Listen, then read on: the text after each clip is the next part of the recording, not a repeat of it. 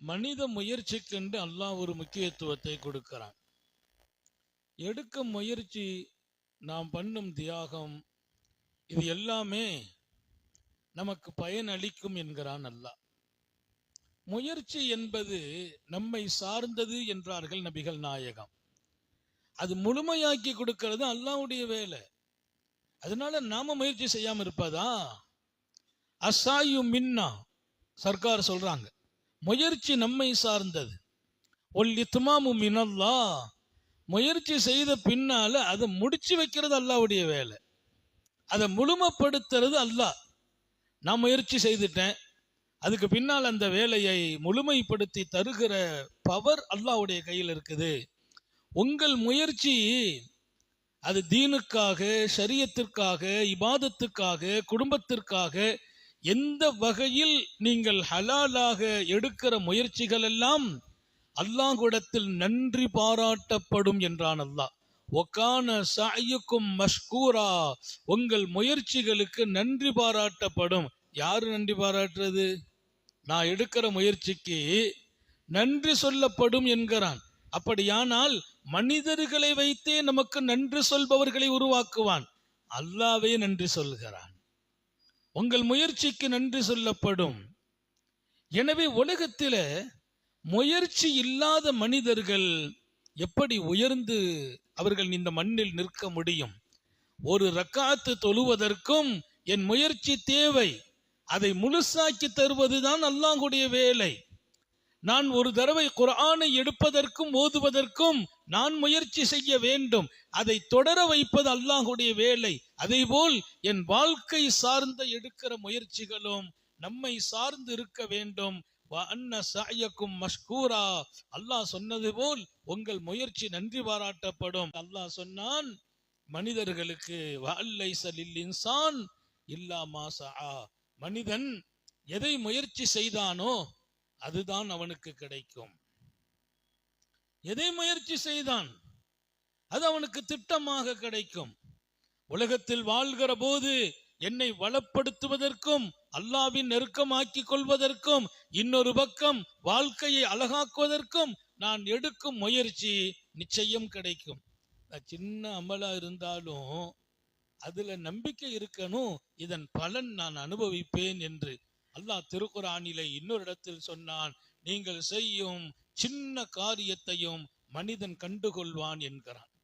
وَمَنْ يَعْمَلْ مِثْقَالَ ذَرَّةٍ خَيْرًا يَرَهُ, சிறிய அளவு நன்மைதான். நம்ம முயற்சி எடுத்துட்டோம், அதுல ஈடுபட்டோம், அது கண்டுகொள்வான். உலகத்தில் வீண் போகாத ஒன்று. وَأَنَّ سَعْيَكُمْ سَوْفَ يُرَى, நீங்கள் எடுத்த முயற்சியை நிச்சயம் ஒரு நாள் கண்ணால் பார்ப்பீர்கள்.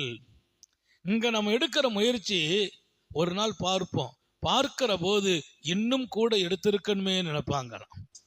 இன்னும் கூடுதலான முயற்சிகள் செய்திருக்கணுமே, இன்னும் கூடுதலான வணக்கங்கள், இபாதத்துகள், திக்ருகள் செய்திருக்க வேண்டுமே என்று ஆசைப்படுவார்கள். மறுமையில மனிதனுக்கு கவலை எல்லாம் கிடையாது. மர்ம வாழ்க்கையில கவலை இல்லை, போட்டி பொறாமையும் இருக்காது. மகிழ்ச்சியான வாழ்க்கை தான். மனிதன் மறுமையில கவலைப்படுவதாக இருந்தால் இந்த உலகத்தில் எந்த நேரம் அல்லாஹ்வின் நினைவு இல்லாமல் போனதோ அதை நினைத்து கவலைப்படுவான். எந்த நேரம் சரியான முயற்சிகளை இந்த தீனுக்காகவும் இபாதத்திற்காகவும் அல்லாஹ்வுக்காகவும் எடுக்காமல் விட்டானோ அதை நினைச்சு கவலைப்படுவான். என்ன காரணம்?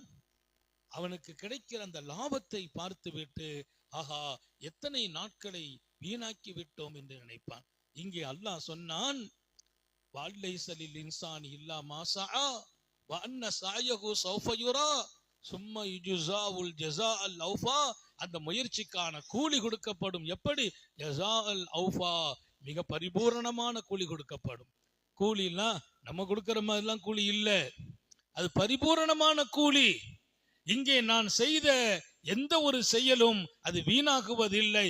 அல்லாஹ்வை நோக்கி நான் அசைந்த ஒவ்வொரு அசைவும் நாளை ஒரு பெரிய பலனை நமக்கு தருவதில் எந்த சந்தேகம் இல்லை. அதுக்கு அல்லாஹ் கூலின்னு சொல்லல, யஸா அல் அவ்வா, முழுமையான பரிபூர்ணமான கூலி. அந்த கூலி அல்லாஹ் தான் கொடுக்க முடியும். மனுஷனுக்கு பரிபூர்ணமான கூலி கொடுக்க முடியாது. பரிபூர்ணமான கூலியை அல்லாஹ் மனிதனுக்கு கொடுப்பான். இங்கே உங்கள் நினைவில் பதிக்கிறேன், இங்கே நாம் எடுக்கிற இந்த நல்ல முயற்சிகளும் கூட்டு முயற்சிகளும் வணக்கங்களும் வழிபாடுகளும், இன்னொரு பக்கம் நாம் ஓதுகின்ற குர்ஆனும் திக்ரும், இன்னொரு பக்கம் குடும்பத்தின் நலன் கருதி நாம் செய்கின்ற தியாகங்களும் முயற்சிகளும் அத்தனைக்கும் கூலி உண்டு, நன்றி சொல்லப்படும், பரிபூரணமான கூலி உண்டு. இதன் பலனை மறுமையில் மனிதன் கண்டே தீருவான் என்று அல்லாஹ் சொல்கிற இந்த வசனங்கள் எல்லாம் நமக்கு ஒரு பெரிய புத்துயிரை தருகிறது, நம்பிக்கையை தருகிறது. இன்னும் நான் கூடுதலான முயற்சிகளில் ஈடுபட வேண்டும், இன்னும் கூடுதலாக இபாதத்தில் ஈடுபட வேண்டும், நாவுகளை அதிகமான நேரங்கள் அல்லாஹ்வின் திக்ரிலே திளைக்க வைக்க வேண்டும். பெருமானார் ஸல்லல்லாஹு அலைஹி வஸல்லம் அல்லாஹ்ட்ட கேட்ட துஆ, லிசானன் ஸாக்கிரா, உன்னை நினைவு கூறுகிற நாவை தருவாயாக. என்னுடைய நாவு உன் திக்ரிலே நிலைக்கிற நாவாக இருக்க வேண்டும். கல்பன் ஷாக்கிரா, உனக்கு நன்றி சொல்லும் இதயத்தை தருவாயாக. இது அனைத்துமே நமக்கு நாளை விடாத பாக்கியங்களை தொடர வைத்துக் கொண்டே இருக்கும். சாலிஹீங்களுடைய வாழ்க்கையில போய் கொஞ்சம் நின்று பார்த்தால் எத்தனை பெரிய வாய்ப்புகளை அந்த பெருமக்கள் தேடி தேடி அலைந்தார்கள். காரணம், ஏதாவது ஒன்று நாளை நமது அந்தஸ்தை உயர்த்தி விடாதா, நிர்பாக்கியமுடைய இடத்தில் கொண்டு நம்மை நிறுத்தி விடாதா? எல்லாம் அல்ல அல்லாஹ் அப்படிப்பட்ட அழகிய முயற்சியுடைய வாழ்க்கை நாம் வாழ செய்வானாக. நமது உணர்வுகளை எண்ணங்களை சீராக்குவானாக. கடுகளவா இருந்தாலும் அந்த நன்மை செய்வதில் அல்லாஹ் ஊக்கத்தை தருவானாக, ஆர்வத்தை தருவானாக. நம்ம நிறைய செய்துட்டோம், நம்ம நல்ல நிலையில வாழ்றோம் என்கிற எண்ணத்தை தாண்டி இன்னும் நான் செய்ய வேண்டும், இன்னும் செய்ய வேண்டும். காரணம், அந்த நாள் மகிழ்ச்சி பெறும் நாள். அல்லாஹ் கொடுக்கிற கூலியை பார்த்து அந்த கூலி முழுமையாக கிடைக்க வேண்டும் என்பதில் மிகுந்த ஆர்வத்தை அல்லாஹ் உங்களுக்கும் எனக்கும் வழங்குவானாக.